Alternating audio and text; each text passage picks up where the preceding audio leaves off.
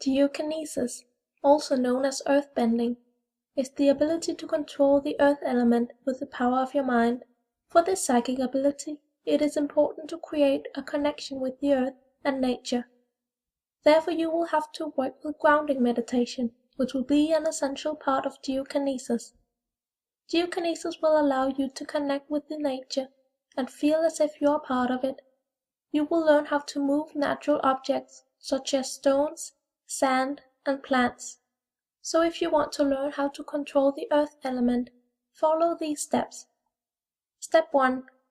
Before you start your practice, you need to gather all the things you need for the exercise. You will need to find a small stone to work with. Now make sure that you are in a location where you will be able to work outside, preferably in the nature, such as a peaceful garden where you will not be interrupted. Since you will have to work outside, it will be best to work in the summertime. Step 2. Stand outside and observe your surroundings. Observe the nature and how wonderful and perfect it is. Do a quick mindfulness exercise where you will focus on being present in this very moment and use all of your senses to see, hear, smell, and feel your surroundings. How does it make you feel?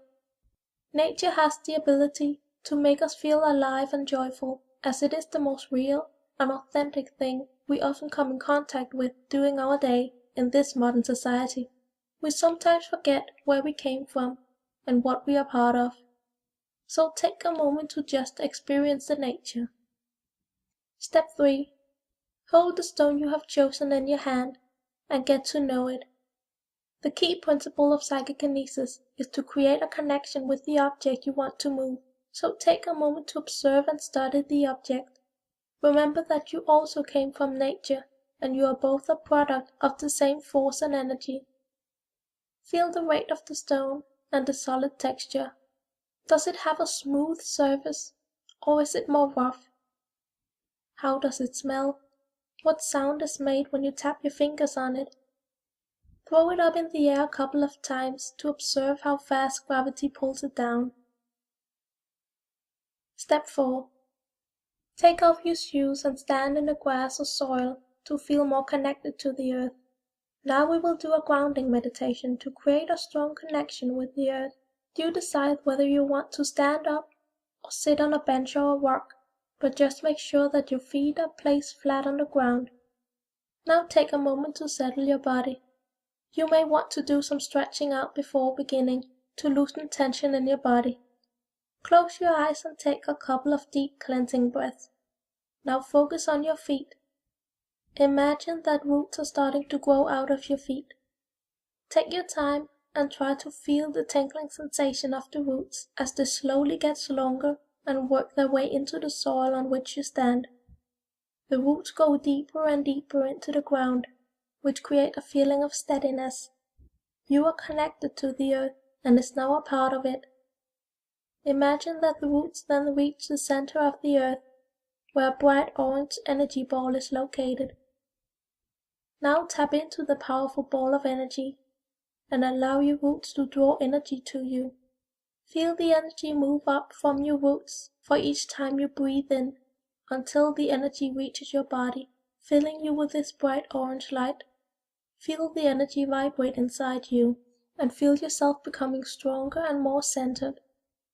Do this grounding exercise for at least 10 minutes before moving on. Step 5. Place the stone you want to move on the ground and sit in front of it. Now close your eyes and visualize the stone moving to one direction. Be creative and use your imagination. You can imagine that the roots you have just created from your feet are penetrating the soil beneath the stone and pushing it to the side. Or you can imagine seeing the aura of the stone and see your own aura merging with the stones. So place your hands near the stone and allow your energy field to unite with the stones and then push it to the side. Open your eyes and see if the stone has moved. You can also do the exercise with your eyes open if that works better for you. Try to constantly remember how it is like to be the stone. Remember how it felt when you touched it, and how it moved in the air when you played around with it. The only way to create a connection with the stone is to know the stone. Once you have successfully moved the stone, try working with a larger stone or sand instead.